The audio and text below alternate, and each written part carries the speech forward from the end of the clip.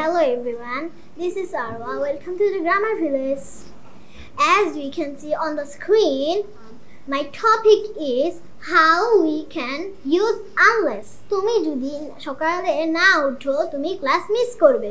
Unless you wake up early, you will miss the class. সে যদি স্বাস্থ্যকর খাবার না খায় সে অসুস্থ হয়ে পড়বে. Unless she eats healthy foods, she will get sick.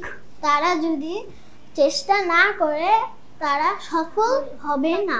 Unless they try, they won't succeed. তুমি যদি মনোযোগ না দাও তুমি ভুল করবে.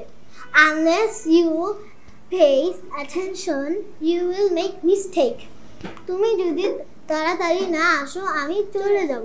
Unless you come quickly, I will leave. That's all. No more today. Thank you for listening to me with patience. Allah Hafiz.